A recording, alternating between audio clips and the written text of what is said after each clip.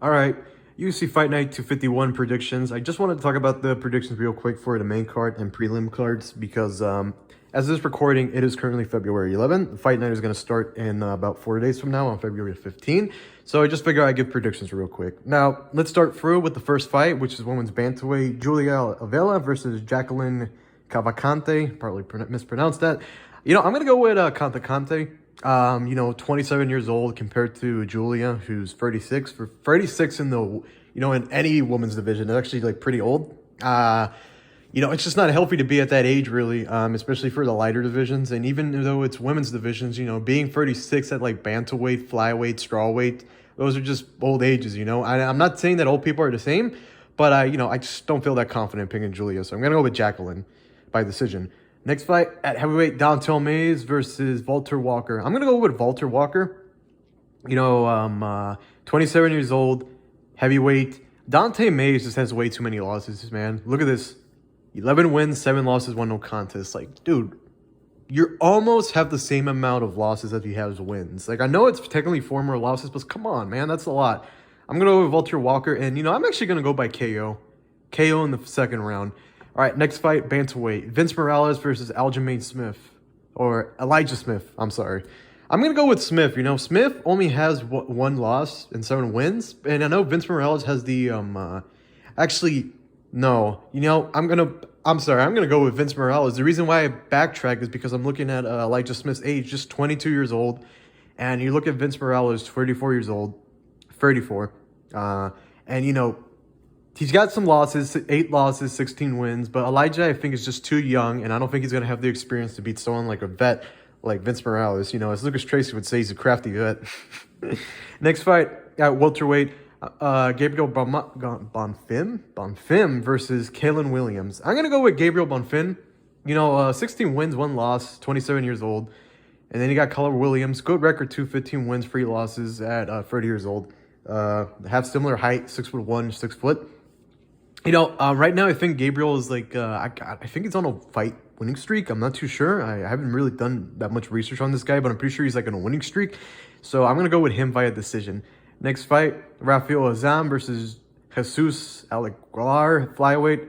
I don't really know these guys, but Rafael right now is undefeated at 12 wins. The other guy is 11 wins, 2 losses. I'm going to go with the undefeated guy. And I know undefeated people have been fraud checked a lot in just 2025 alone, and we're just barely into February. But I'm pretty confident picking Rafael by decision. Next fight, Jared Gordon versus... Oh, wow. I'm going to get butchered for mispronouncing this guy's name. Mushrabjin Rabuzev. Yeah, I thought that was right. So Jared Gordon is a bit of an old head at lightweight. At 36 years old, 20 wins, 7 losses. And we know that the Paddy Pimblett loss was a fluke or out decision. So I'm actually going to go with the other guy. This guy is so unknown. He doesn't even have a picture. He doesn't even have a fighter picture. So I have no idea who I'm talking about. All I know is that he's 27 and it doesn't even say his height. This guy is such an unknown that it doesn't even say his height. But I'm going to go with the other guy. I'm not going to pick with Jared Gordon. I think Gordon is too old. And I don't think Gordon's really going to be in the top 5, top 10 even. Is he even like in the rankings? That's the funny thing. I don't think he is. Anyways, next fight, Angela Hill versus Caitlin Souza. I'm going to go with Caitlin Souza. Angela Hill has 17 wins and 14 losses, and she's 40 years old. That's ancient. That's ancient, man. 40 years old? Like, come on. Like, maybe she could pull off a crafty vet move, and, like, win a decision or win a submission, but I don't think she's that good where she's going to be able to do it. And I'm just going to go with Caitlin Souza by decision. She's 30 years old, same height, and she has 15 wins, 4 losses compared to Angela Hill's 14 losses, which is just, wow, that's crazy. Anyways, next fight, Conor Matthews, Jose Delgado, and this is the main card, by the way. I'm gonna go with Conor Matthews. Conor Matthews by a decision. I just think that he can get it done, and even though Delgado has more wins, and he has 1 less loss, I just think sometimes it doesn't matter that much when it comes in the featherweight division. Featherweight division is kind of weird to judge, honestly. There's like some stack unranked guys, and then there's also some guys that are just trash. Anyways, next fight at the middleweight division, Rodolfo Vieira versus Andre Petroski. I'm going to go with Rodolfo Vieira. Vieira I think, has like one of the craziest like jiu-jitsu credentials in the entire like division. Maybe even the entire like UFC, if I remember correctly. So I'm pretty confident in picking him. Even though I know I think this guy has an issue with gassing out.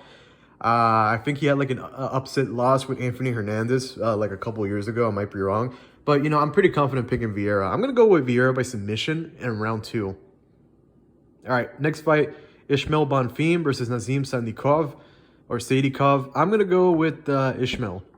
Ishmael, they're both of these guys are at lightweight. I'm going to go with Ishmael by decision, you know. I don't really know these guys that well, but, you know, I just have a feel that Ishmael's going to win. Etmi Shabazian versus Dylan Budka at middleweight.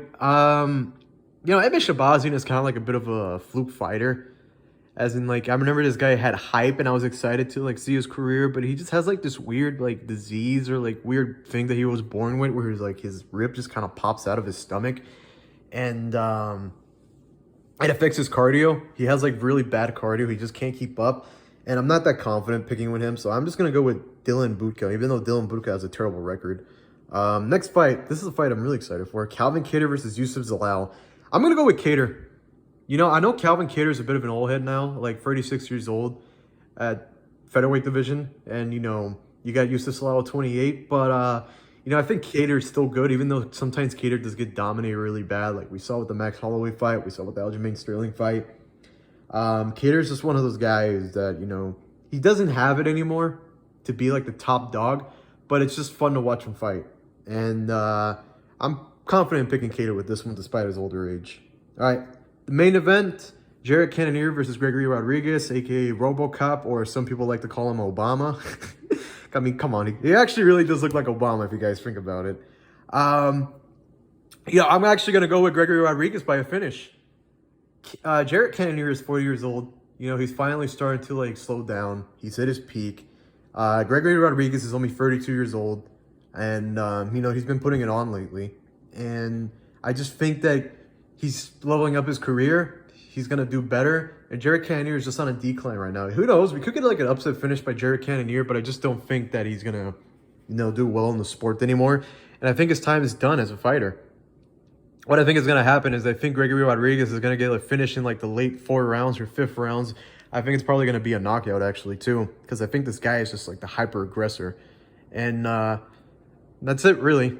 That's it for this video, guys. Just want to do a quick prediction. I know I didn't really go that into it because most of these fighters I don't know. And even then, I'm not one of those like MMA channels where I drag all my videos too long.